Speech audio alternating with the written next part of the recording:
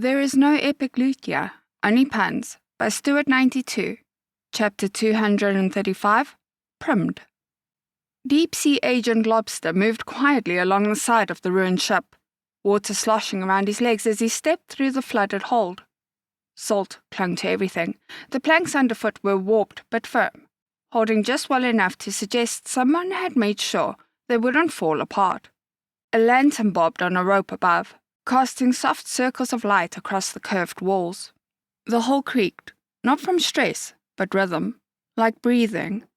The sound came and went in long intervals, almost like a tide, as though the whole room shifted just enough to make people uneasy.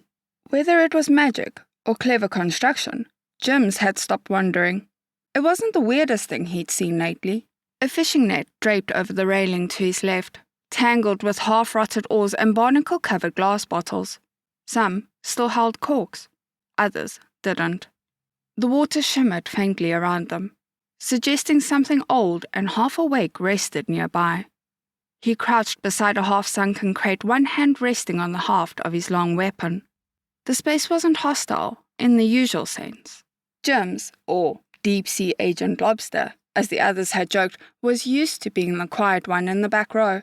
His gear was piecemeal, mostly waterproof leather and a harpoon with a decent reach. He'd stitched up a few wounds earlier with steady fingers and cheap gauze. His fingers still smelled faintly of that powdered wound dust the shop sold in paper packets. Good stuff, if you didn't mind the sting. A rope ladder hung nearby, frayed but intact. He eyed it, unsure whether it was a way up or bait. The waterline just reached the first round, slick with moss. If he grabbed it, he wasn't sure it would hold. Off to the side, a rusted cannon sat tilted in a shallow pool. Light glinted across its surface like it wanted attention. He edged forward, careful not to stir the water too much, avoiding the stairs that creaked so loud they felt like an alarm. At the top of the ship's deck, slumped behind the wheel, a skeleton waited. Its ribs showed through a torn diving suit, the right hand still wrapped tightly around a massive salt-bitten knife. Glowing seaweed curled around the body, flickering faintly with blue-green light. It looked like the old diver had been claimed by the ship and hadn't bothered resisting. Someone had posed it, though. Its posture held too much intent. Gripping the wheel, leaning forward, waiting. Even in the stillness it had weight. If the rumors were true, this was the one they called Captain Kirtley. The skeleton didn't move, but Jims went absolutely still. No, he muttered, voice barely above the drip of water from his coat. He didn't want to tangle with that little event, no matter what reward was tied to it. Then he caught a flicker of motion. Past the wheel, beyond the drooping figure of Kirtley, something shifted. A cloak of gold feathers fluttered slightly between two crates, caught in the soft current that moved through the higher deck. Tucked beside it was a long wooden pipe, unmistakable, plain as day, and a small leather pouch spilled out short darts, each one fletched with fluffy white feather tufts. The seagull faction. Someone else was here, and they didn't even know Jims was watching. The chance was too perfect to pass up. He pressed himself to the edge of the upper deck, wedging between a warped beam and a rotten strut, trying to vanish into the structure itself. He kept low. Most folks didn't step into this part of the ship without checking twice for Captain Kirtley. There were stories. Some said Kirtley waited by the wheel like a relic, slumped forward with that knife still clutched in one hand. Others swore they'd found him collapsed in the hold, half buried in rope, only to hear him move behind them later. One team said they'd tripped over a pile of bones that screamed once it hit the surface of the shallows. Jims had no interest in finding out which version today was true. He eased his weight onto one knee, board soft and damp beneath him. One hand held his harpoon close. The other hovered near a pouch of smoke chalk, the cheap stuff, barely enough to make the air shimmer, but it bought time if he threw it down, creating a cloud. Half this game was dependent on who found who first, and it was the silliest of things that could give you away. Belt buckle glint, a breath too loud, a cough at the wrong time. Other times, people tripped right over him. Luck was war's lover as much as tactics, and Jim swore they all needed therapy. The gold cloak shifted again. The figure was just beyond the crate wall, oblivious, or pretending to be. They hadn't seen Jim's. They hadn't seen Kirkley. Or if they had, they were using the old skeleton's presence like a scarecrow, banking on others keeping their distance. If so, this wasn't some newcomer to the battlegrounds. He moved closer, each creak of the ship covering his approach. The warped planks gave slightly underfoot, softened by the impression of years of salt and pressure. The hull itself joined in, groaning on a long breath that came and went with the tide. The water moved with him, slow and steady, barely up to his knees. It rocked in subtle rhythm, catching the lanternite above and scattering it across the walls in long, shivering bands. That light skimmed the surface of barnacles, slick ropes, and rotted beams like it was hesitant to linger. Every shape became something else for a second. Every glint invited doubt. Jim's didn't blink. He matched the sway of the room, shifted his weight just as the next wave rocked the ship. It was a trick he'd learned early. Move against the motion and you stood out like a broken oar. Move with it, and you vanished. Up ahead, the cloak of gold feathers shifted again, tugged slightly by the air. It looked alive from this angle, like it might take flight any second. Then, without shifting his balance, without a whisper of a doubt, he reached for his weapon. His harpoon slid free. The leather wrap held firm, damp from the water but not swollen. The shaft was solid oak, plain and aged, with no blessings carved into it, no spark of magic tucked inside. A solid weapon. He adjusted his grip. The cloak fluttered once. Then he lunged. Entering a place like this was signing an invisible agreement. Pain, maybe pride, but not permanence. Even if you took a harpoon to the ribs, even if your vision went white from the shock, the most that would follow was a flash of orange light and a sudden pull through space. That was the mercy of these rooms. No one died. You could unleash your urge to win in almost any manner, and it didn't kill anyone. The harpoon sliced through the air where the cloak had hovered just a blink before. He didn't feel resistance. Not immediately, but the room always told you. Either someone staggered, or they vanished. Feathers drifted, slow and quiet. Then they peeled away, revealing what had actually worn the cloak. A rotting sack of clams, stacked and tied into a crude, lumpy shape. Fish guts smeared the floor beneath it, the smell hitting him a beat later.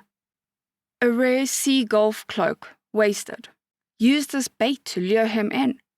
Those cloaks weren't handed out, you earned them through sanctioned wins. Dozens stacked without defeat, or through enough blood and breath offered to the faction's rights that you were granted one in silent recognition. It took time. No one discarded a mark of that kind, not unless they meant to unsettle someone, not unless they knew exactly what they were doing. Only one person would burn something that valuable just to make a joke, spring a trap, or remind the world that she didn't need to hoard trophies. The betweener. Her. The primal hunter. He looked up, too late. A shadow loosened from behind the crate. She didn't walk. She slipped free from the space between two bands of light, like she'd been tucked there all along, waiting for someone to blink. The hunter's build was lean, each motion like sailcloth drawn tight over rope. Her grin didn't ask questions. Her eyes caught the dim and reshaped it, turning the air sea glass green. She wasn't quite human, not elf, not dwarven, not scaled or horned or feathered. She looked more like a suit of armor forged with obsessive care into the shape of a young woman, but left hollow, like something sacred lived inside and hadn't left yet. Those green eyes held more than sight. They held growth and decay, the shimmer of water lilies in bloom and the stillness of rot settling into roots. They were alive in a way a wild beast was, wiser than a crow, hungrier than a wolf, and more playful than a cat.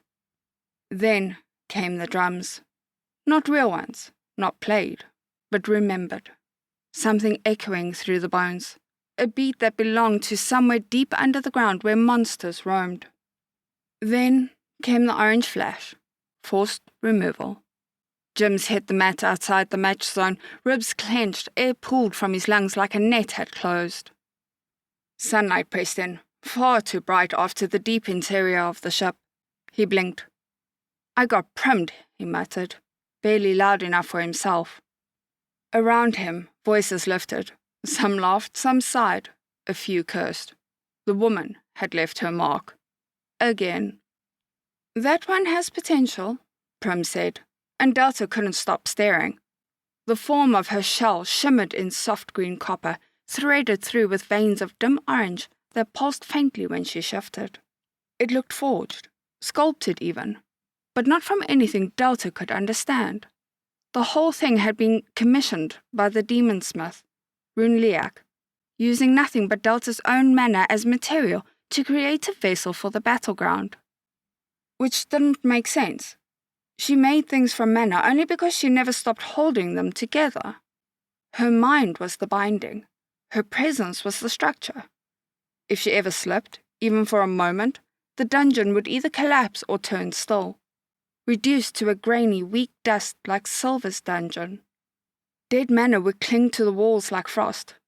It would look like stone, but too pale, too lightless, quiet in the wrong way, and yet somehow Runliak had done it. When people took loot, they used their own mana to make it real, but Runliak hadn't done that. He had made the mana become real without giving himself to the process. It was unnatural, and Delta could see why dungeons didn't often mingle with the demonic. It felt strange, and Delta was the spearhead of weird for dungeons. Runliak had reached into her, taken something without touch, and struck it into shape with no fire, no tools. Delta hadn't felt pain, but she had noticed. The moment it left her, she felt smaller. Now it stood in front of her. Prim turned slowly, tasting her new form. The joints moved without a sound, designed for grace rather than force. "I'm embarrassed for you, accepting such a form over the superior rectangle," Nu said from behind, voice dry and definitive. He floated in his usual space, his screen rotating in a perfect loop, radiating the judgment of a creature born from chaos and a system. Prim didn't respond with words. She reached out and flicked him, a single copper finger tapping against his side. A soft ping rang out, sharp but not harsh. Nu wobbled once, restabilized, then folded in on himself, expressionless. His lines realigned with quiet offense, a perfect sulk. "Fingers are useful to hold many weapons," she said succinctly. "And shaking hands," Delta interrupted. "Of course. I would like to—" Prim's copper fingers curled, the movement so fluid and controlled that it looked less like mechanics and more like practiced choreography. Every joint turned in sequence, smooth as breath. "Shake many hands," she finished with a smile. That didn't sound ominous at all. In fact, Delta was pretty sure she was going to think about that later, possibly while lying awake. Nu continued to sulk nearby. His lines remained sharply folded, edges clean and unyielding. He had reduced his presence into a sort of tactical rectangle, minimal emotional output, maximum judgmental surface area. Delta exhaled and glanced towards the interface, watching as Prim phased herself into another version of the Fishtion. Technically, there should only be one. That was the design. One entrance, one loop, one matching ecosystem where challenge and chaos could politely queue up like a well-behaved catastrophe. But then the battle junkies came. Loud, cheery, half-armored people with swords they didn't clean, and banners they forgot the meaning of. Over the last 24 hours they had arrived in waves, by the dozen. Some of them were using duplicate names. Some were definitely the same person, with different hats. The original Fishtion had held for a while, but eventually the pressure got to it. Spells misfired, room states desynced. One poor crab got duplicated 11 times and ended up applying for legal non-combatant status. In the end, Delta had dumped more mana into the core and let the system split the whole thing. Now, There were 7 Fishtrions running simultaneously, each slightly out of phase. Echoes, really. Fragile, glitchy, and just coherent enough to keep people from noticing they'd broken the laws of localized space. Again. She peered in at one of the mirror Fishtrions, just in time to catch someone using nothing but 2 barrel lids as shields. Not for defense, but for bashing. He wasn't even hitting hard, more like annoying his opponent into defeat. But it was working. Somehow. Another fighter was using only his feet, just grimy socks and a cigarette that never left his mouth. He'd staked out the Rex galley kitchen as his domain and refused to fight anywhere with good lighting. It was pure chaos, and Delta loved it. Not because she enjoyed violence. She couldn't ever enjoy swinging a sword at someone. That kind of effort made her joints ache just thinking about it. But watching 2 grown warriors laugh like children right before vanishing in a clean flash of orange light, it reminded her that she could let other people enjoy things she didn't. Like children running into walls. Weird, but sometimes it made them happy. Who was she to interfere with the little joys of controlled trauma? She blinked and glanced down, only to find Swa and Fran standing beside her. The sheer difference in height made the moment feel like someone had bumped the perspective settings too far and then lost the manual. Can we beat the outsiders? Swa asked, or maybe Fran. Their voices had that wobble that meant it mattered. Delta's mouth dropped open, not at the question, but at the way everything else in the room suddenly responded to it. The ground shifted. Billy stepped into view, without a word. His eyes were shadowed, his coat too long, his energy entirely monochrome. He didn't make an entrance so much as appear, like smoke that had decided to coalesce into a goblin. His only visible effort was adjusting the thick belt slung across his waist.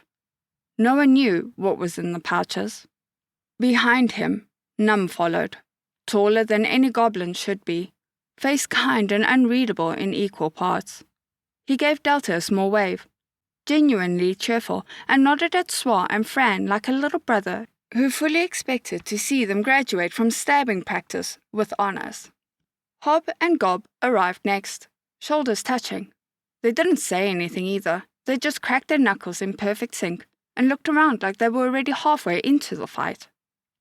Then came Jack, covered in small metal canisters, powder tubes, and wires that pulsed faintly with enchantments. His eyes were wide, excited, and deeply invested in the idea of the outsiders stepping exactly where he wanted them to. Delta raised a hand. "This wasn't a meeting," she began, tone light but hopeful. "I'm not asking," came another voice, clear and level. Wine's lesser form phased into place beside them, flickering with restrained impatience. Her body remained asleep upstairs untouched by any of this, but that barely mattered anymore. "I will be entering this hellscape," she said, voice flat, "and carving a throne from the bones of the weak." Wine paused. "And I might need a second throne, something fish-themed, for ambiance." There was a long silence. Swa and Fran nodded solemnly. Jack whispered something into one of his powder kegs. Billy folded his arms. Gob looked at Hob. Hob looked back. Delta rubbed her forehead. Could Delta sponsor a pro-league monster team in a PvP environment? Was that allowed? Better question, was it ethical? Even better question, would anyone stop her? Her dungeon was built to adapt, built to evolve, built to challenge. "Oh, sorry," Delta said after a moment, squinting at a small chunk of fine print. "It looks like you all need to be associated with the sea or ocean to participate." She tapped the requirement. It flickered. The words "aquatic alignment preferred" blinked once and went still. "There, see," she continued, snapping her fingers. "Tiny limitation, very firm, definitely something we should respect." "Oh, I already expected that," Wine said, voice far too casual. Delta paused. "Oh?" she asked weakly. A distant sound answered. Drums. Not music, just rhythm. Ancient, rolling percussion that sounded like it was echoing up through the floorboards of the world.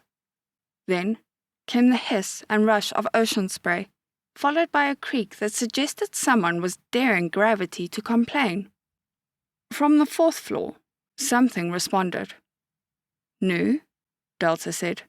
"Something just filed a thematic override." News interface blinked once. Then a ship appeared behind one. A full ship, smelling of warm apples and pastry. Its sails were stitched from fabric that looked suspiciously like hand-sewn recipe pages. Cannons rotated slowly. The flag bore a crusty pie with a sword through it. Wine spread her arms as the ship settled behind her. "We are the pirates."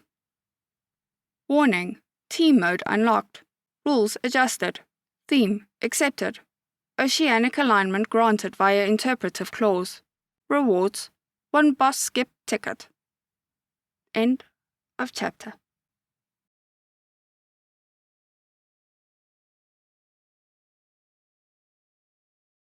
I'd greatly like to thank our Tier 5 channel members, Caspar Arnholtz, John Creighton, Manatharia, 050, Dragzoon WRE, and Elijah Silvercross. Thank you very much.